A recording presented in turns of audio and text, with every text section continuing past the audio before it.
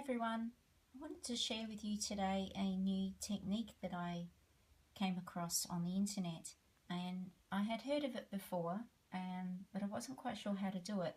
And when I was working on my memorabilia the other night, I came across some stitches which prompted me to do a search for this technique. Now, if you can see here, on the design here, it's a little bit hard because there's beading here as well, but there are stitches here in the middle of nowhere. And being as these stitches are actually in silk and metallic, I had no way of really anchoring these stitches to anything, and I didn't want to have threads running down the back of my work, working from one stitch to the next. So I'd heard of this technique called pin stitch or pinhead stitch, and I decided to do a search for it, and I'm really glad I did, because this really saved me. So I thought I'd share this with you today. The pin stitch or pinhead stitch, I'm going to call it pin stitch just to make it easier today,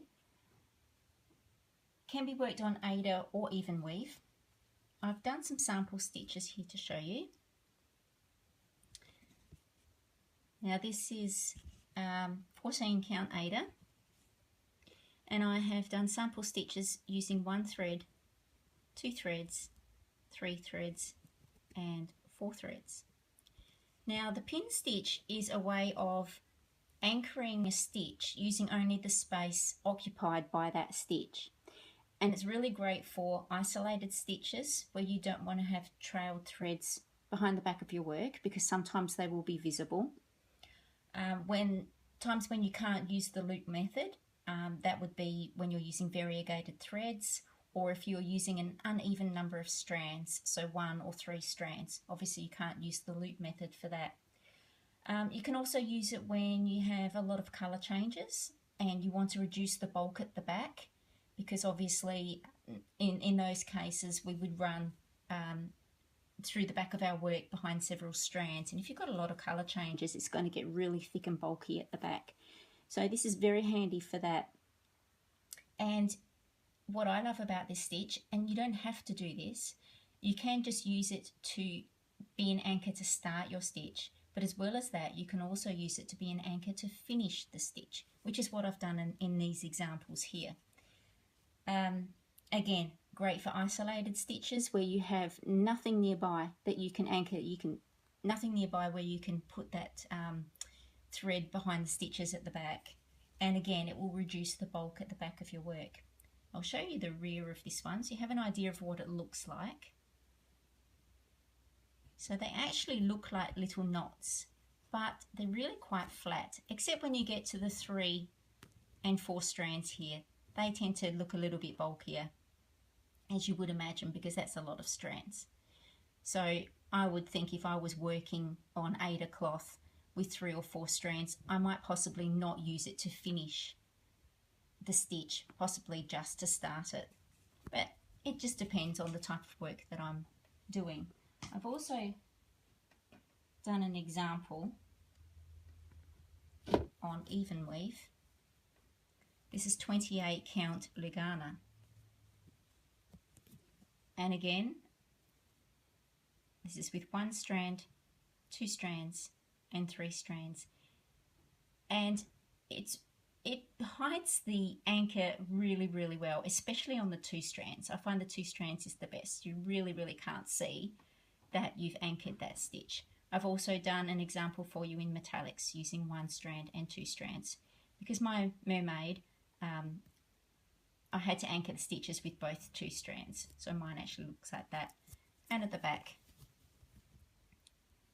this is what it looks like. Again, once you get into the 3 strands, it's getting a little bit bulky, but it's really very secure and a great way to start and finish your threads. So I have a small diagram. I didn't want to show you the printout from the web page that I used, but I will certainly put the link to the page down below, but I didn't want to show the diagram in case there were copyright issues. So for Aida, this is basically how the stitch is worked. You come up at A, you will need to split the threads for Aida, so it's a little bit trickier, requires a little bit more patience, but you would come up at A with the split threads and then go down at B, and then come up at C and then go down at B again, and that actually anchors your stitch. Then you would go up at 1 and down at 2, up at 3 and down at 4. And then I found on the website that there weren't any instructions for finishing it off in Aida, but I used the same instructions that it used for Evenweave, and I found it still kept it secure. So in this particular case, I would then come up in this position and go down in the center, and up in this position and down in the center again. And that's all there is to it. Obviously, if you complete your crosses differently and you don't go from bottom left to top right, and you actually do it in another direction, it's just as easy as turning the diagram around to whatever way you perform your crosses, and the technique will still work for you.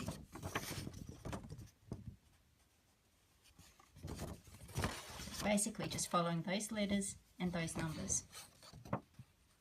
And on Evenweave, this is how it is done here. Basically the same thing, but you don't have to worry about splitting the threads. So up at A, down at B, up at C, down at B, up at 1, down at 2, up at 3, down at 4, and then from there you would go up here, down back into the center, up here and down back into the center. So to make that easier, let's give it a go. Okay, so I'm going to show you on the piece of Aida first. So let's say that this area here is going to be our cross. So where we would begin, by the way, this is 14 count Aida and I'm using 2 strands. And this is a little bit tricky because I'm looking at it through the camera. So we have to come up in this position here, and you will see how I have split the threads. Bring your needle up and keep a tail. It's up to you how long the tail is, whatever you feel comfortable with. And we'll keep a little grip on that. Then we will go down into the center. Again, splitting the threads. I'm hoping I'm not getting you seasick. Go all the way through. Now we'll come up on this side. Again, splitting the threads, which will be easier because we've already started splitting them on this side, so they will split easily. All the way through, still keeping a hold of that tail on the back.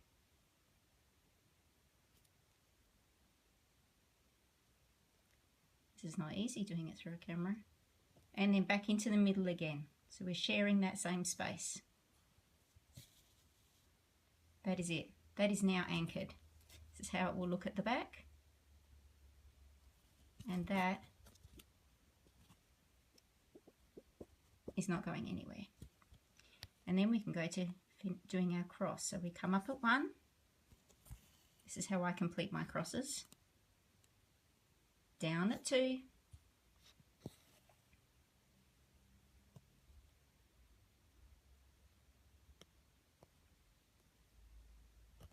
I can't see the hole. Up at 3. And down at 4. Now you can keep stitching from here.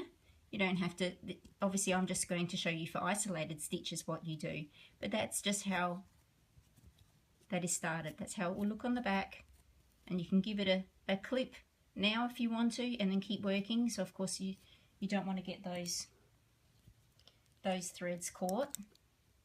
If I'm just doing a solitary stitch, I will keep going and I'll clip all the threads at the end. So we'll clip that off. Right, now I'm going to finish this one off. As I said, on the website it does not say how to finish this off for Aida. It only gives instructions for Evenweave, but I'm doing it in the same process and I found it works fine.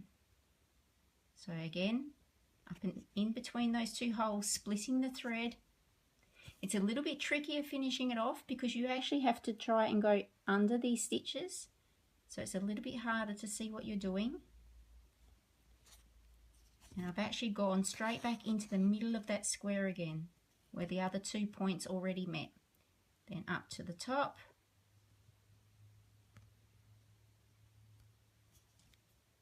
Again, it splits easily because it's already got stitches in that thread, and then down into the middle. And give it a pull, and that's it. That is finished. And I think that is really well hidden.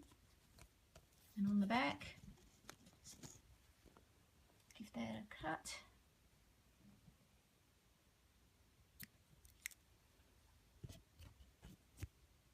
And we're done. Pretty simple. It's not going anywhere. Okay, so now I'll show you on the Evenweave.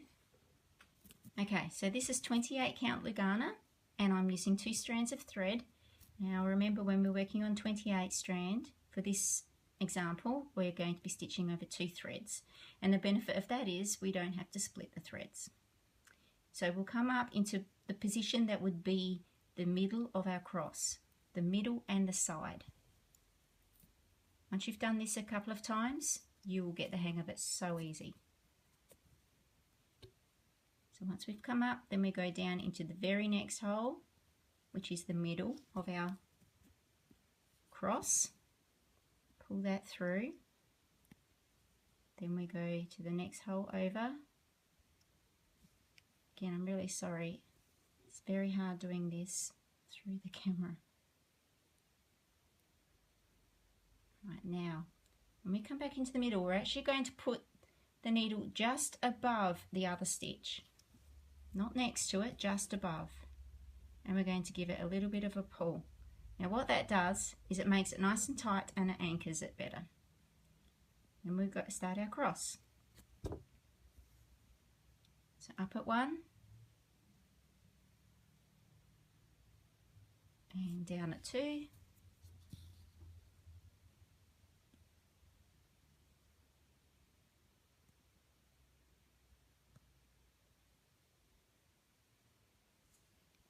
Up at 3,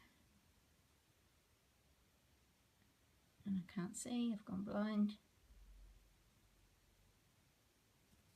Down at 4, and that's it.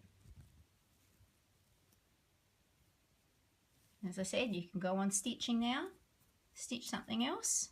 I'll cut that off so that you can see it a little bit easier.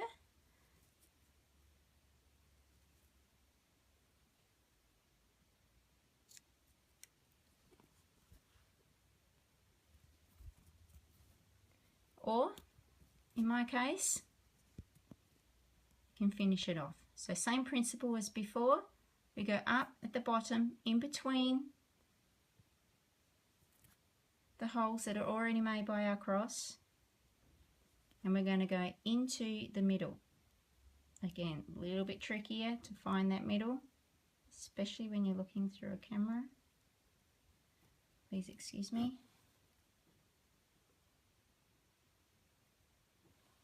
Okay, that's it in there. And pull it through, and then we'll go directly above, which will be in the middle of our holes made by our cross, and then back down into the middle, again just on top of the last stitch, not next to it, on top, and then give it a little pull. And you're done. Let's cut that off. This really was a godsend for me with the mermaid. I didn't know what I was going to do. I was using the silks and the metallics, as I said, and they were just random. There was a stitch here and a stitch over here. In fact, I'll show you. Let's see where we go. And as you can see here, these are my little silk stitches, all individually. Now I could have run a trail of thread down the back to each stitch, but on this Evenweave you would have seen it once it had been framed, and that would have really disappointed me. And especially the metallics, I certainly couldn't run a thread from here down to here. You would definitely see that. So I'm so glad I found this. I'll show you the back, show you what that looks like. And they just like little flies to me, just like look like tiny little knots, but they really aren't bulky. They're lovely. They don't sit up any higher really than the rest of my stitching. So I'm super happy with this. I'm sure some of you may have already heard of this technique and maybe didn't know how to do it. And some of you probably have never heard of it before. So I hope you find this tutorial useful. I hope you give it a go. I hope it makes your life a little bit easier. Thank you for watching. Take care. Bye.